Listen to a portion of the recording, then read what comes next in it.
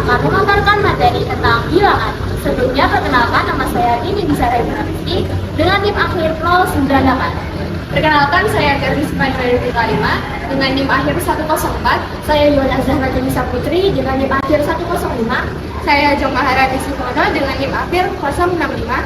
Saya Nuraini Zarotin dengan NIM akhir 068. Saya Maria Faikota Isma dengan NIM akhir 091.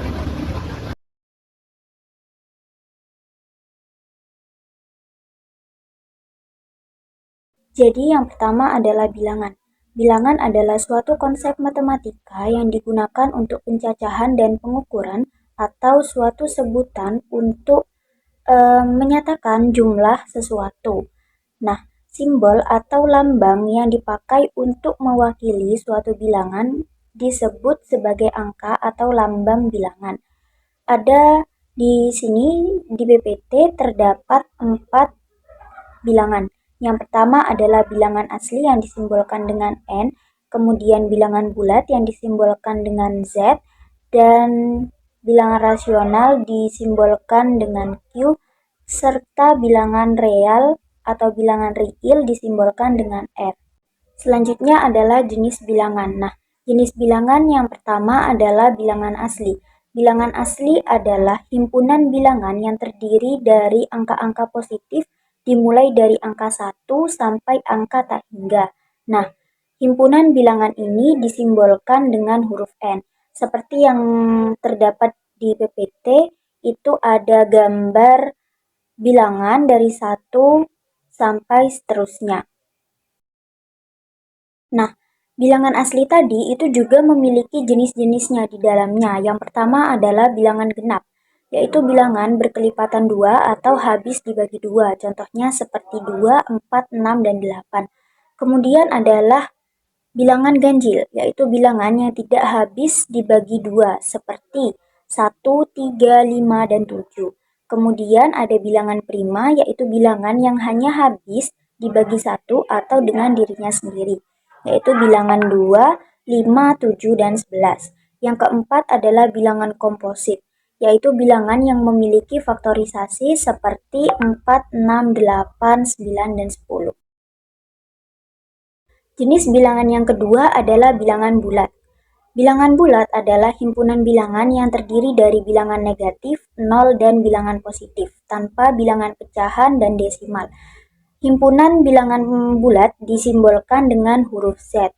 Seperti yang terdapat di gambar pada PPT, itu ada bilangan bulat negatif, bilangan 0, dan bilangan positif.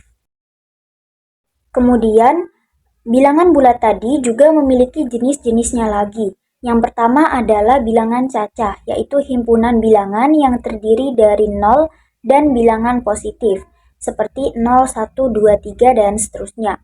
Yang kedua adalah bilangan 0, yaitu bilangan yang berarti kosong.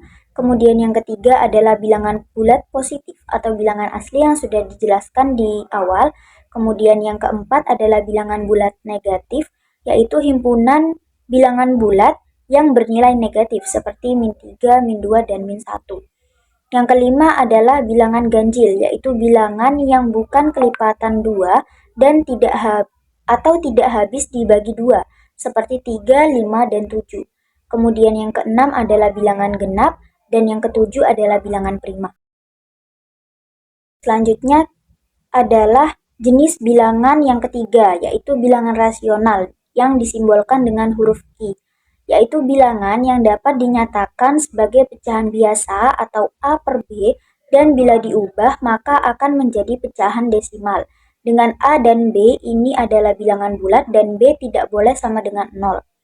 Contohnya seperti min setengah yang ketika didesimalkan menjadi -0,5. Kemudian ada 1/3 yang ketika didesimalkan menjadi 0,333 dan seterusnya. Kemudian jenis bilangan yang keempat adalah bilangan real atau bilangan real yang disimbolkan dengan huruf R, yaitu himpunan bilangan yang mencakup semua bilangan rasional dan bilangan irasional. Nah, bilangan irasional adalah bilangan yang tidak dapat diubah menjadi pecahan desimal dan angkanya tidak memiliki pola tertentu, seperti pi. Pi itu sebenarnya bukan 22/7. 22/7 itu hanya angka yang mendekati. Kemudian contoh selanjutnya adalah akar 7, akar 11, dan akar 15. Selanjutnya adalah operasi dasar. Nah, operasi dasar yang pertama adalah operasi dasar penjumlahan, yaitu operasi dasar matematika yang melibatkan dua bilangan atau lebih untuk mendapatkan suatu hasil. Caranya ialah dengan menambahkan bilangan satu dengan bilangan yang lainnya. Nah, contohnya yaitu adalah penjumlahan bilangan kecil atau bilangan sederhana seperti 4 tambah 2 sama dengan 6. Kemudian ada penjumlahan bilangan besar yaitu dengan menambahkan satuan dulu, kemudian puluhan, kemudian baru ratusan, dan seterusnya. Seperti 200 ditambah 130 sama dengan 330. Kemudian yang ketiga adalah penjumlahan pecahan. Nah, di sini saya akan menjelaskan pecahan biasa yang penyebutnya sama dan penyebutnya yang berbeda, kemudian bulat, dan kemudian campuran. Yang nanti akan langsung saya jelaskan pada contoh soal. Kemudian yang terakhir adalah penjumlahan desimal seperti 2,5 tambah 1 sama dengan 3,5. Adalah penjumlahan pecahan dengan penyebut yang sama. Nah, caranya kita tinggal menambahkan pembilangnya saja, yaitu 28, 10 tambah 18, kemudian penyebutnya tinggal kita tulis saja. Jadi hasilnya 28/5. Penjumlahan pecahan dengan penyebut yang berbeda. Caranya yaitu kita samakan dulu penyebutnya, yaitu dengan cara 3 dikali 4, ini sama dengan 12. Kemudian untuk mencari pembilangnya, kita bagi 12 ini dibagi 3, hasilnya 4. Kemudian 4 tadi dikali dengan pembilangnya, yaitu hasilnya 16. Kemudian 12 dibagi 4 itu 3, kemudian 3 dikali 2 sama dengan 6. Karena udah sama penyebutnya, jadi kita tinggal tambahkan aja. 16 tambah 6 sama dengan 22, kemudian penyebutnya tinggal kita tulis. Hasilnya 22/12. Selanjutnya adalah penjumlahan pecahan campuran yang ada bilangan bulatnya. Caranya yaitu ini 3 dan 4-nya kita tambahkan dulu. Kemudian 5/2-nya kita taruh di kurung yang berbeda. Kemudian ini kita tambahkan yaitu sama dengan 7. 5/2 kita taruh di sini. Kemudian kita tinggal tambahkan saja ini. Jadi hasilnya 7, 5/2. Yang keempat adalah penjumlahan pecahan campuran dengan pecahan campuran. Nah, caranya sama seperti yang nomor 3 dan nomor 2. Itu yang pertama kita tambahkan dulu bilangan bulatnya, 5 tambah 7. Kemudian pecahannya kita sendirikan di kurung yang berbeda.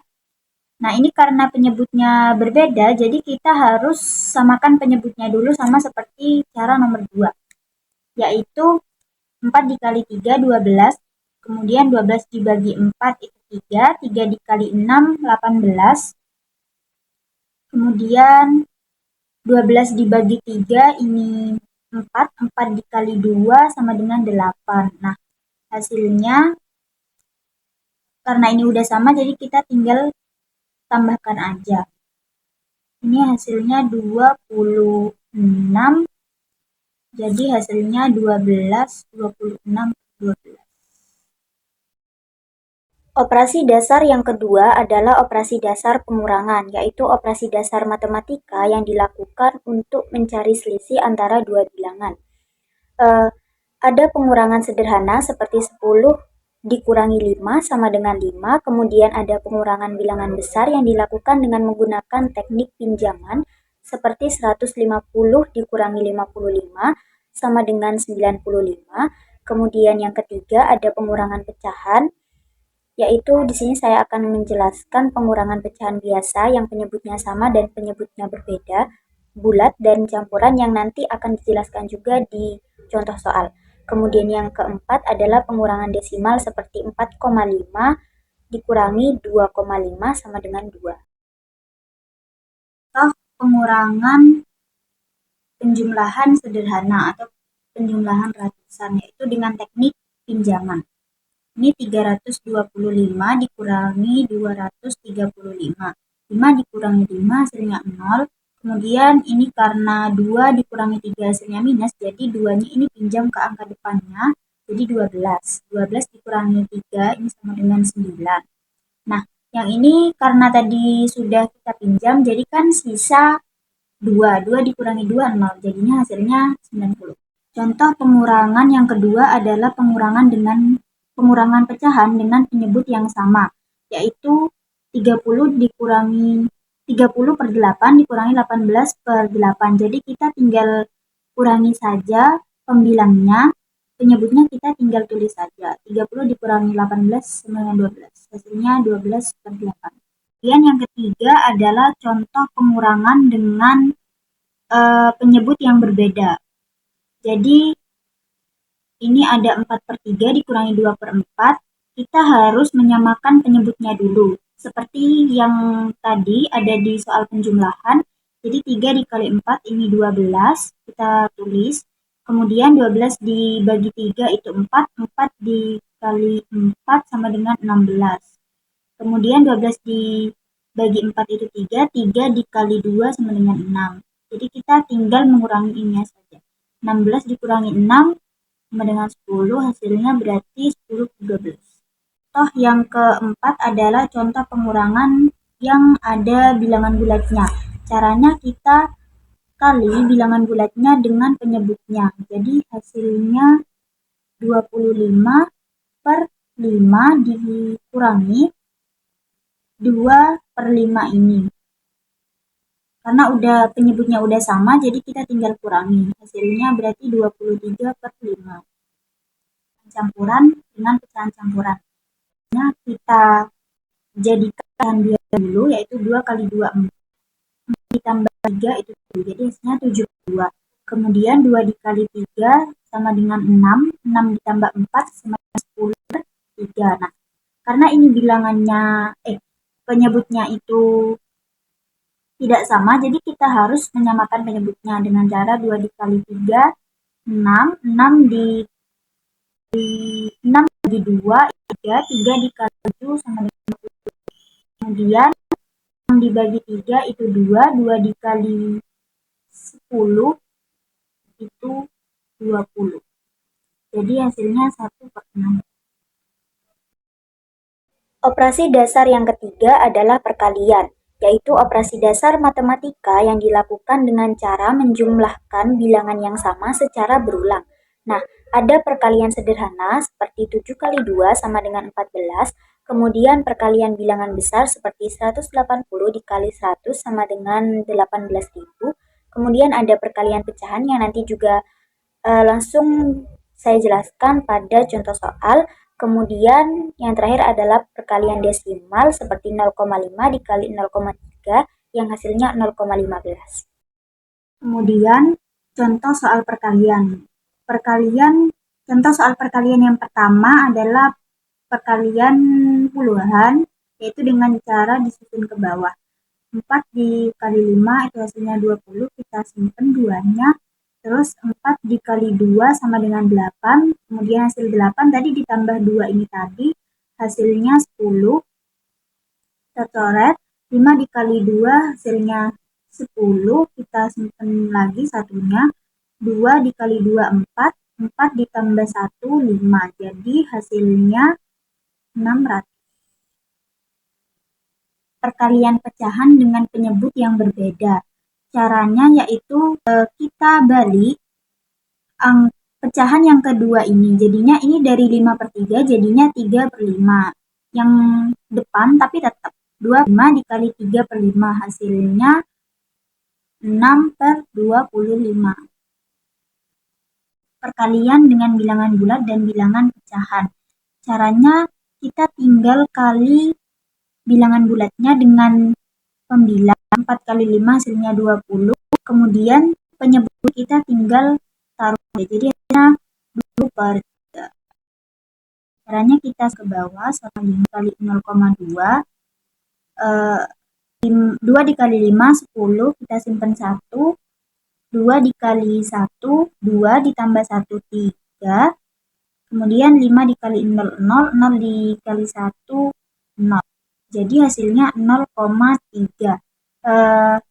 Komanya tidak ada di sini karena ini ada 2 angka yang berada di belakang koma. Jadinya ini kan harusnya 0,30, tapi karena 0 di belakang koma tidak dianggap, jadinya kita tulis 0,3. Operasi dasar yang terakhir adalah operasi dasar pembagian, yaitu operasi dasar matematika yang melibatkan pembagian sejumlah bilangan ke dalam kelompok-kelompok yang sama besarnya. Nah, ada pembagian sederhana seperti 6 dibagi 3 sama dengan 2, kemudian ada pembagian bersusun atau porogapit yang nanti juga akan langsung saya contohkan di contoh soal.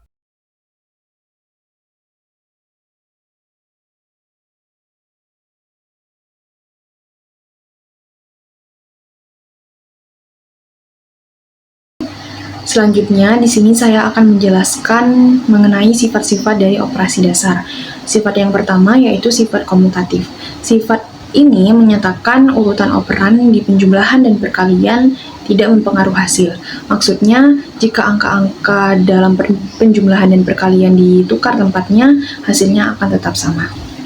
Contoh pada penjumlahan yaitu A ditambah B sama dengan B ditambah A. Misalnya A sama dengan 2 dan B sama dengan 3, maka 2 ditambah 3 sama dengan 3 ditambah 2. Hasilnya akan sama-sama 5. Kemudian untuk contoh di perkalian, yaitu A dikali B sama dengan B dikali A. Misal seperti tadi, A-nya adalah 2 dan B-nya adalah 3, maka 2 dikali 3 sama dengan 3 dikali 2. Hasilnya akan sama-sama 6. Sifat yang kedua adalah sifat asosiatif.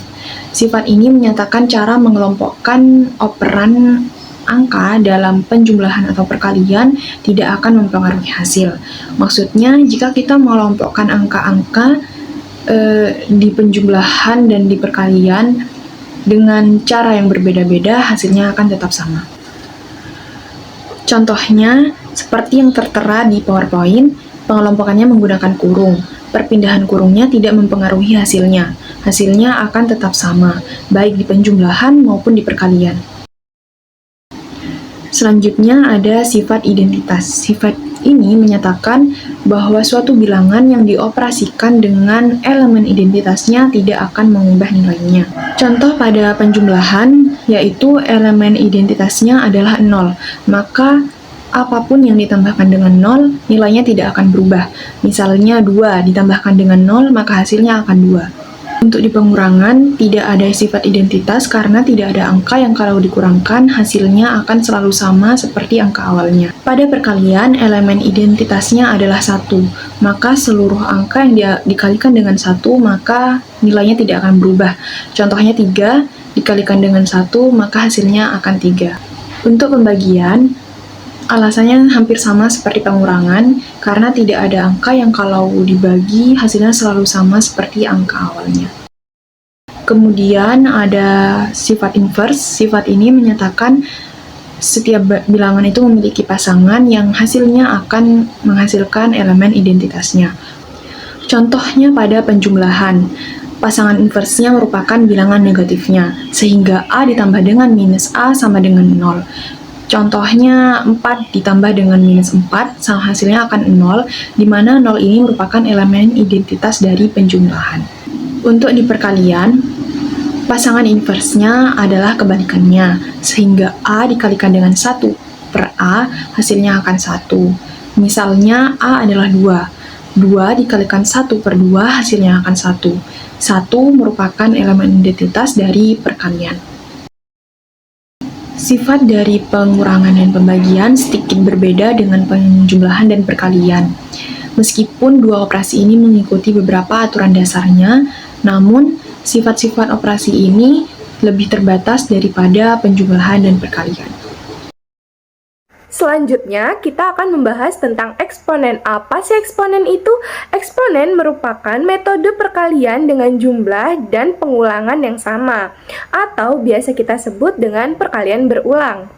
Bentuk umum dari eksponen yaitu A pangkat N, yang dimana A dikalikan sebanyak N kali.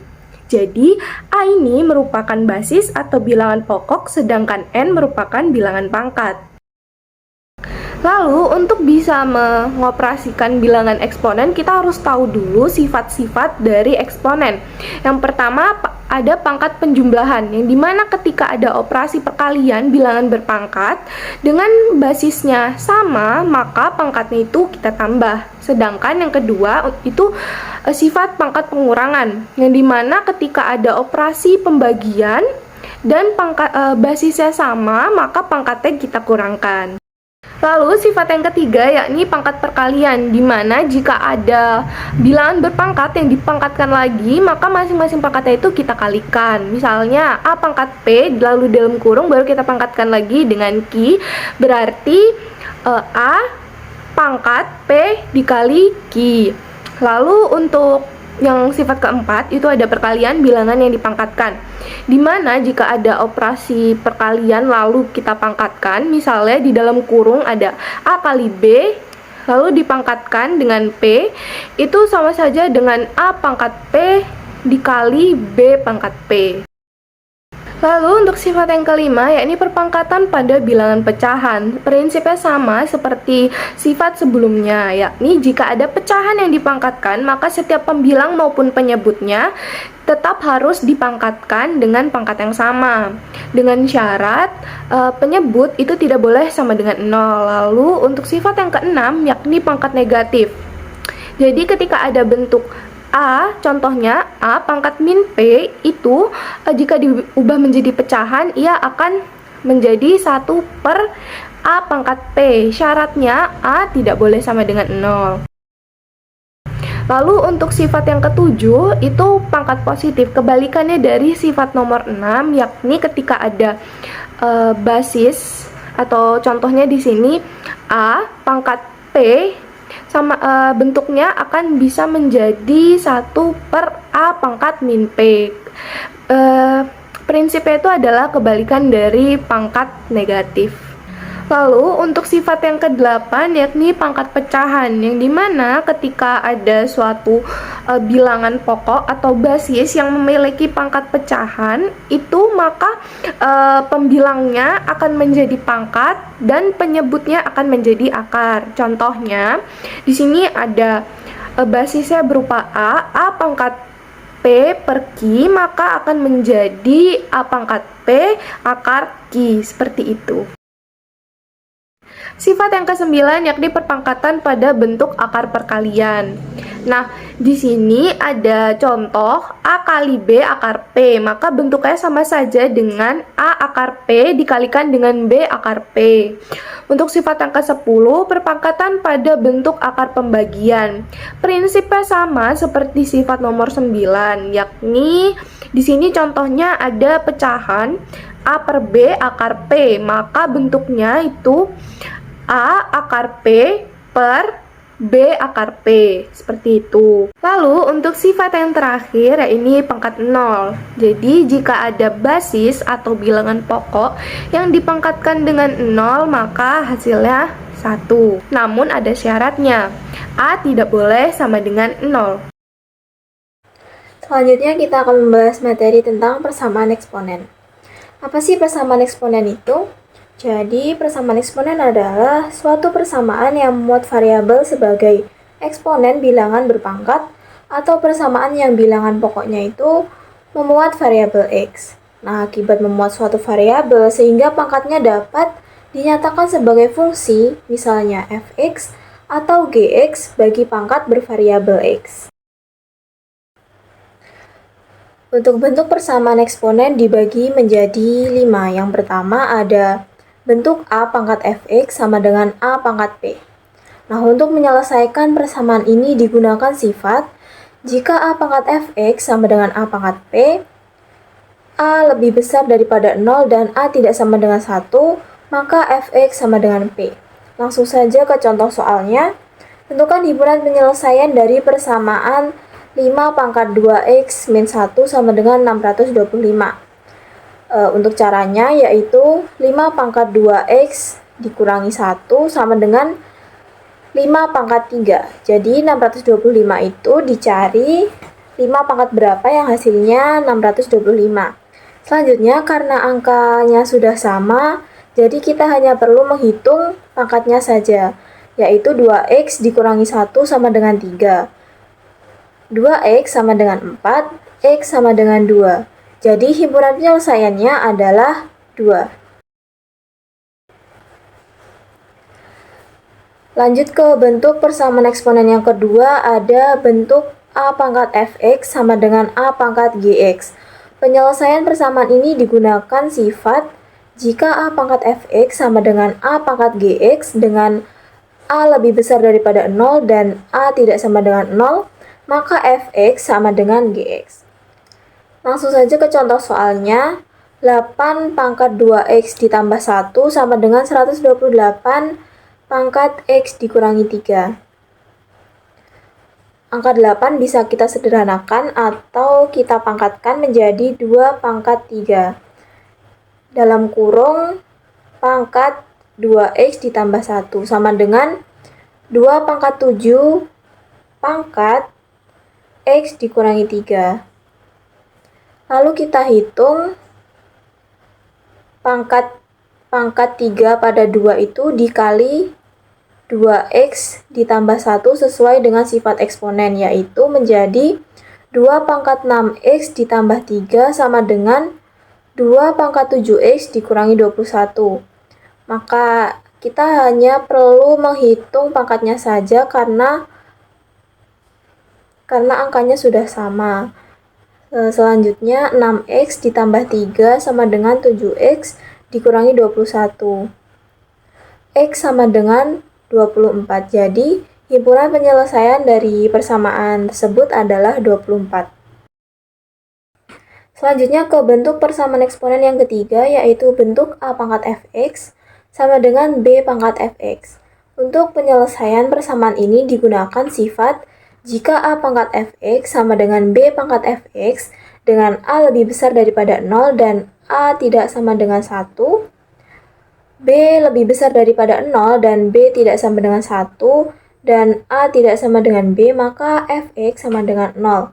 Contoh soalnya, 6 pangkat x min 3 sama dengan 9 pangkat x min 3. Langsung saja dihitung hanya pangkatnya saja. Jadi x min 3 sama dengan 0. X sama dengan 3. Jadi himpunan penyelesaian dari persamaan di atas adalah 3. Selanjutnya ke bentuk persamaan eksponen yang keempat.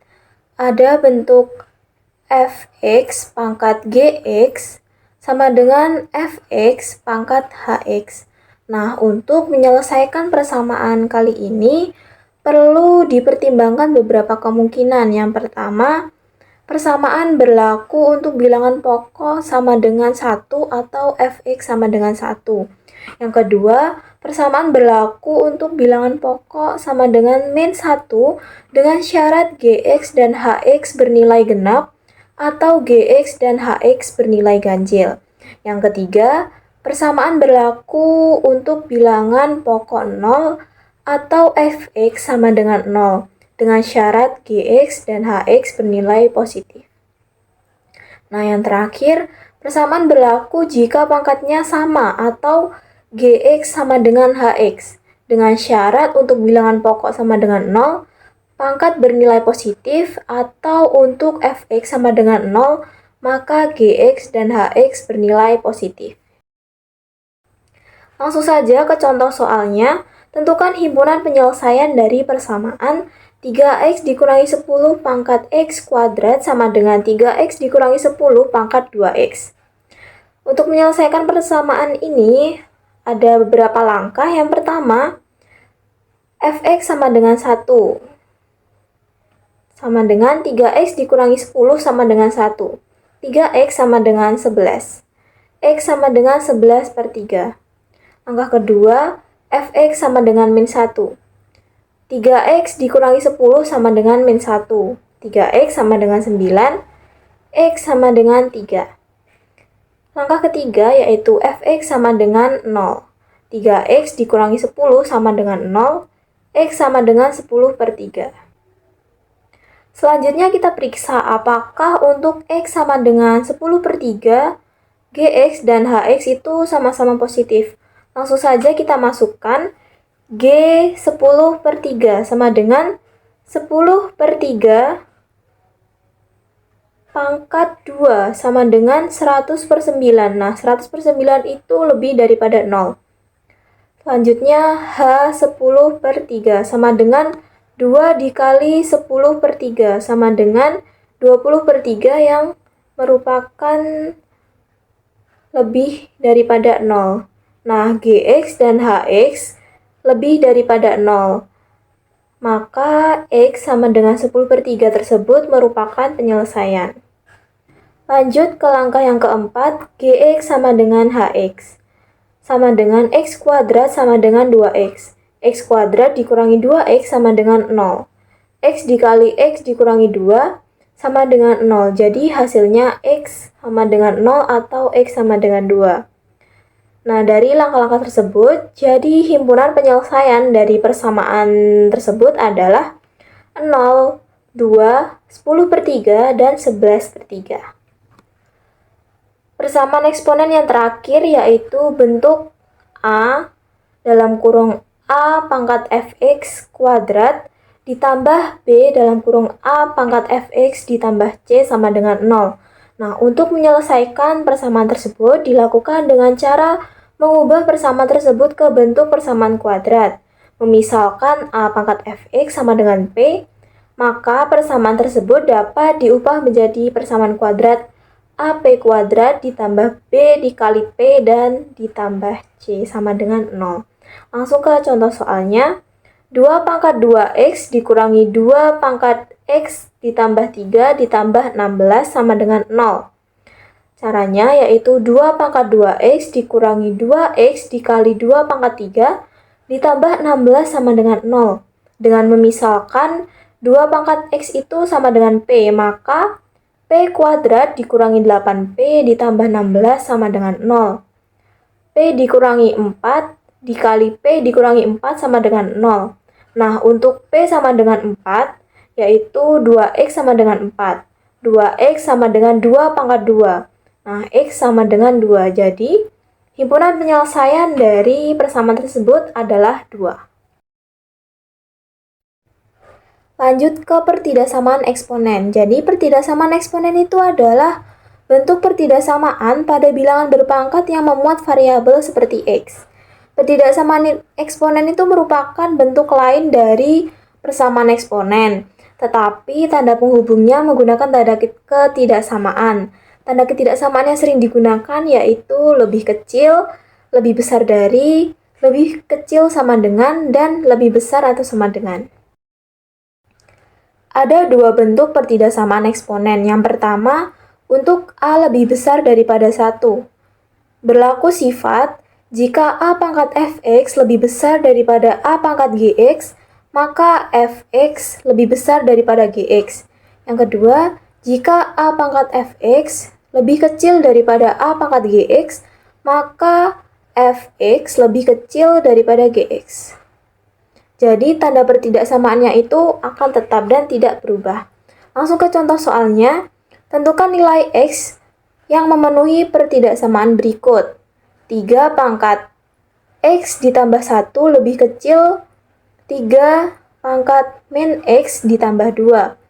Langsung saja, x ditambah 1 lebih kecil min x ditambah 2. 2x lebih kecil daripada 1. X lebih kecil daripada 1/2 atau setengah. Jadi nilai x yang memenuhi adalah x lebih kecil daripada setengah.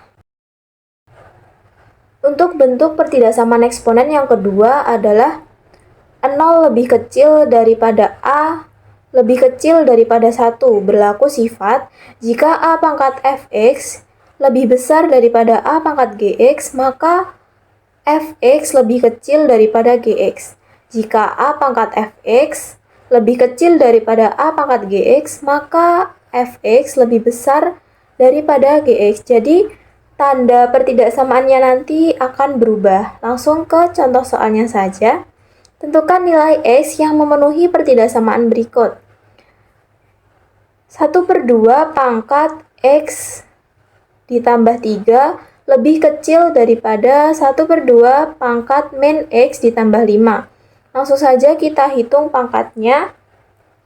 X ditambah 3 lebih besar daripada min X ditambah 5. Jadi di sini itu tanda pertidaksamaannya sudah berubah. Nah, 2X lebih besar daripada 2 sama dengan X lebih besar daripada 1.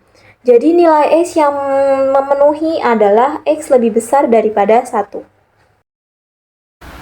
Lanjut ke materi selanjutnya, yaitu logaritma. Dalam matematika, logaritma sendiri ini adalah fungsi inverse dari eksponensiasi. Dengan kata lain, logaritma dari X adalah eksponen dengan bilangan pokok B yang dipangkatkan dengan bilangan konstan lain agar memperoleh nilai X. Yang pertama ada jika 32 sama dengan 9, maka dalam bentuk logaritma akan menjadi 3 log 9 sama dengan 2. Kemudian, jika 23 sama dengan 8, maka dalam bentuk logaritma akan menjadi 2 log 8 sama dengan 3. Kemudian yang ketiga, jika 53 sama dengan 125, maka dalam bentuk logaritma akan menjadi 5 log 125 sama dengan 3. Yang kemudian ada bentuk umum. Jika AN sama dengan X, maka A log X sama dengan N, yang dimana A ini adalah bilangan pokok atau basis, yang syaratnya adalah A lebih dari 0 atau A tidak boleh sama dengan 0. Kemudian ada X yang merupakan bilangan yang dicari nilai logaritmanya atau numerus, yang syaratnya adalah X lebih dari 0. Kemudian N adalah besar pangkat atau nilai logaritma itu sendiri. Yang selanjutnya ada sifat-sifat algoritma. Di sini yang pertama ada A log C plus A log D sama dengan A log CD. Yang kedua ada A log C min A log D sama dengan A log C per D. Yang ketiga A log C M sama dengan M A log C.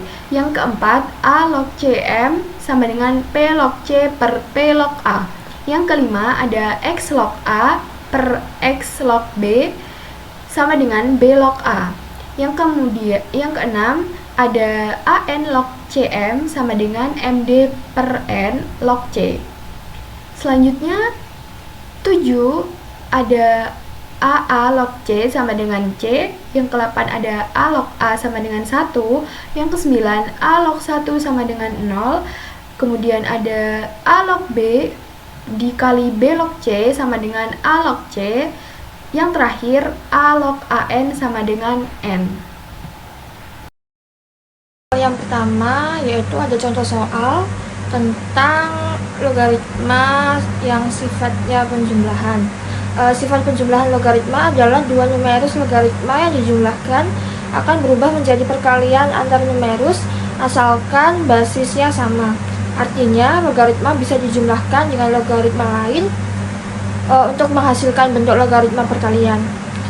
Contohnya yaitu ada soal 2 log 3 ditambah 2 log 4. Di sini kita bisa mengalihkan 3 dan 4 karena basisnya adalah 2 log. Jadi, langkah selanjutnya yaitu 2 log dalam kurung 3 kali 4 yang hasilnya 2 log 12. Dari contoh di atas diketahui bahwa sifat logaritma perkalian merupakan bentuk ringkas dari penjumlahan dua atau lebih logaritma yang basisnya sama.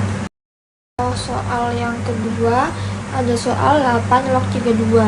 Di sini 8 itu merupakan hasil pemangkatan dari 2 pangkat 3, sedangkan 32 merupakan hasil pemangkatan dari 2 pangkat 5. Sehingga bentuk logaritmanya bisa kita ubah menjadi yang tadinya 8 jadi 2 pangkat 3 log 2 pangkat 5. Lalu untuk pangkat 3 dan 5 ini bisa dijadikan sebagai pecahan dengan 5-nya ini di atas. Jadinya 5/3 2 log 2. Lalu hasil dari 2 log 2 ini itu 1 yang bisa dimasukkan yaitu 5/3 dikali 1 hasilnya 5/3.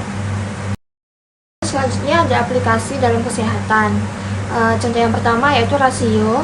Perbandingan antara dua nilai yang berbeda biasanya digunakan untuk menunjukkan hubungan atau perbedaan antara dua kelompok.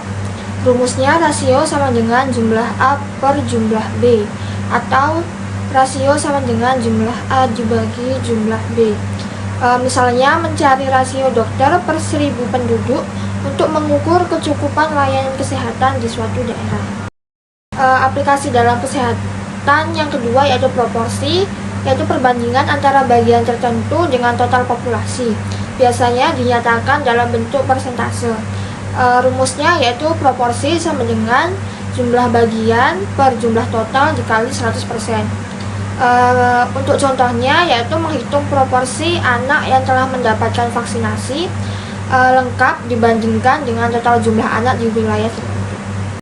Selanjutnya ada prevalensi, yaitu proporsi jumlah kasus suatu penyakit di populasi tertentu pada waktu tertentu.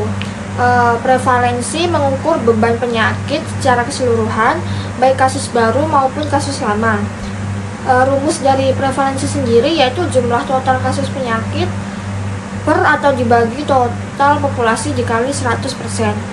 Untuk contohnya yaitu menghitung prevalensi HIV/AIDS di suatu wilayah untuk menentukan tingkat penyebaran penyakit tersebut. Terakhir yaitu contoh ilustrasi pengaplikasian dalam kesehatan. Dimisalkan suatu kota dengan total populasi 100.000 orang.